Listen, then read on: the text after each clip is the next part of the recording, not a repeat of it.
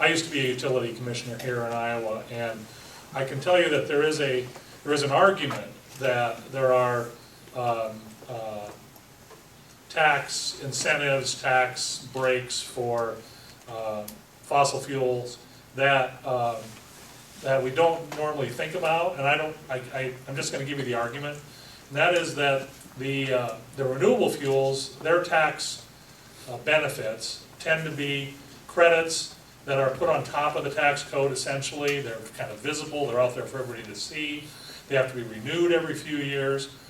Obviously the coal and gas industry doesn't get those, but the renewable folks often say that they would give up all of that stuff that they get if they could have the same type of depreciation treatment and the same type of access to a particular type of corporate structure that's baked into the tax code for the fossil fuel industry that doesn't have to be renewed, it's not visible, it's not transparent, that the tax consequences or the revenue consequences of those benefits are far greater than the ones they get.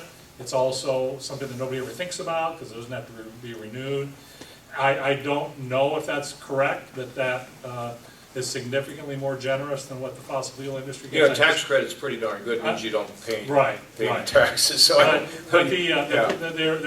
check it out. Look, it's a master limited partnership arrandement where they get all the advantages of the corporation, but none of the disadvantages. Yeah. Just something that's an argument that's look, I think it's worth for me pursuing that. But I don't think you're going to find, there used to be, this, the depletion allowance, that doesn't exist anymore. Now, you may be right, but I think, I want to say that I'll go back and look again. They're saying that's the argument that's made. Well, I know, but I hear that. I just tell people, give it to me, show it to me. Because my mind is open, to it. And what they think, what some of them think is, look, I'm for renewables. I'm not for killing the credits and all that. But there's no sort of scheme in my mind to make sure that one gets and the other one doesn't. That's not the issue. The issue is we need a fuel mix. And I'll tell you, if we don't have a fuel mix, you worry about things like ethanol here. You know what's going to happen? We get low-priced energy. You realize we get jobs.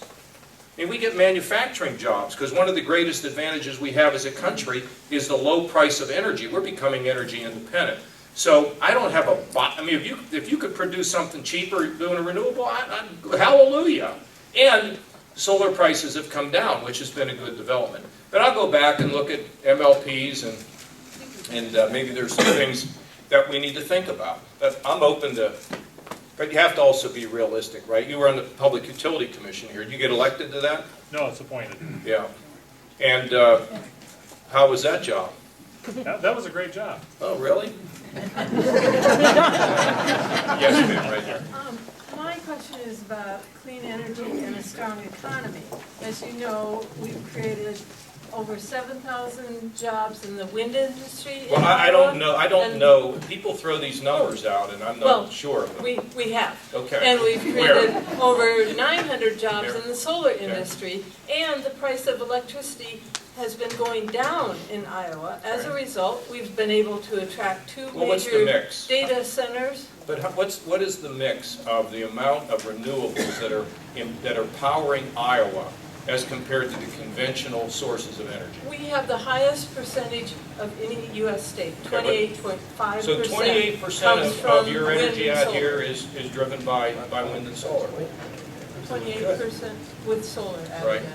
Yeah, so what are your plans for your administration to grow more of those type of private sector jobs in Iowa and across the country? Well, government doesn't grow jobs. Government just creates an environment for job creation. And if people can make money doing that, they will. So I don't have a plan. I don't like the idea of subsidies.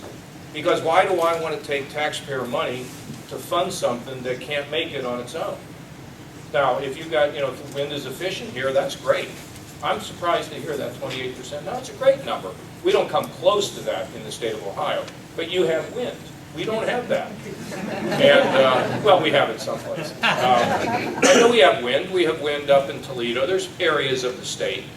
But we have a very hard time. I can just tell you now, We have a renewable standard that's 25%. We can't meet it. I've had some of the biggest industrial companies in our state come to me and say, if you keep this standard on, we will have to buy our power out of state from places like Iowa. They didn't say Iowa, but that's what I'm hearing. It'll cost more money. So that it costs more money, their costs go up. So they can't pay their workers. So I'm not going to do that. But I'm for developing renewables. I think I've said this now 10 times. If I don't get, I'm for it. But I'm not for having a government plan to sort of drive these industries. I'm for government programs that reduce the pressure on business, that reduce regulation, that reduce taxes. That's what I'm for, particularly for small business. And I think from that will come the kinds of results that we would like. The minute we get involved in planning the economy, it'd be like me planning the weather. It doesn't usually go very well. Governor, I think there might be one over